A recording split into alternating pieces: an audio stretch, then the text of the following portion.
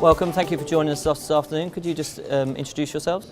Yes, my name is Klaus Andersen. I'm Managing Director for Equipos and I'm Senior Vice President in SimCorp as well. Hi, I'm Damian Bryan. I'm the COO of Equipos and one of the co-founders of the company. And Klaus, congratulations on SimCorp's acquisition of Equipos. What changes can we expect to see with the companies with this acquisition? Yeah, thank you very much. It's interesting times. I would say we've had a lot of very good sort of reactions from both organizations and from clients and prospects on both sides. So all looks pretty fine for now. I think the changes that we're going to implement will to a very large extent be internal.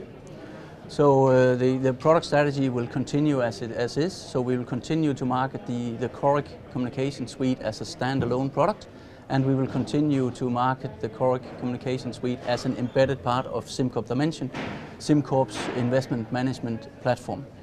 So where we are trying to leverage synergies in the acquisition is very much in administrative functions like HR, marketing platforms, legal support and management bandwidth and these kind of things. So that's sort of the first wave of synergy realization. The next wave of synergy realization will probably be around sort of support for 24/7 customer support, because we have now a global presence on subsidiaries all over the world, and now we cover areas that Equipos didn't cover before the acquisition.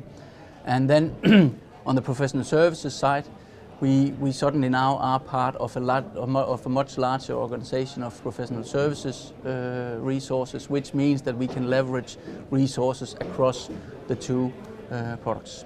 And what were the main drivers behind that acquisition? Yeah, the main drivers was that we, within our existing client base of SimCorp, where we have around 180 large institutional and private wealth asset managers on the platform, we have seen an increase in the interest for not only client reporting, but also broader than that, sort of client communication, all sort of collaterals that needs to be produced in the interaction that you have with your end client.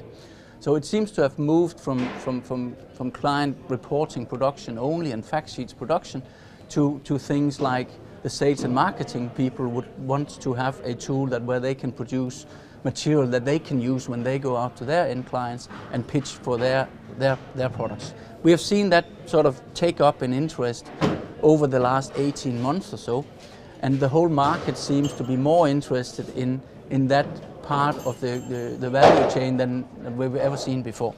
And the pickup in that part of the space that we operate in is something that we would like to have our share of going forward. So we really believe that we will see an even faster growth in the client communication space going forward, and which is actually underpinned by what the analysts are saying about that part of the market. That will the spend in that part of the market will increase over the next 2-3 years. And Damian, what are the main trends in client reporting at the moment?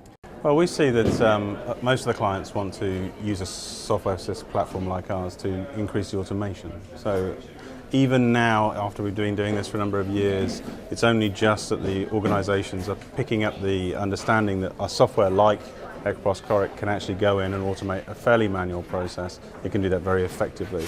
So we're going in now with an ROI story. We've now got enough examples of clients that are saying, okay, just how much money am I going to save by putting this software in? And we can go, yeah, 60 to 90% of all of the costs associated with this can be absorbed into an automation tool.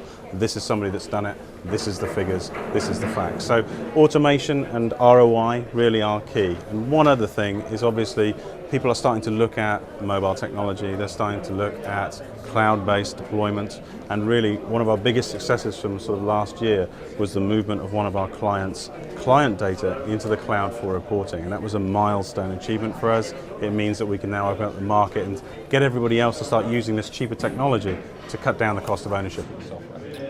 And how is client reporting technology evolving?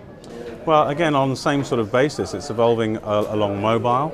People now, the mobile technology and the adoption of that technology by everybody who's got a phone is so fast that the organisations can't keep up with it. So really, from our point of view, we must make sure that the investment that they make in the software can then be used to deploy to these new delivery techniques like iPhones, like Microsoft platforms, like the iPhone.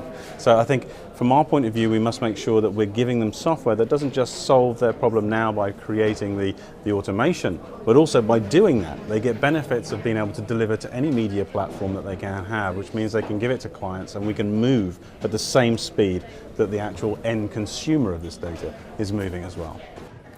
Many thanks for speaking to us today, and it's been a pleasure. Thank you very much.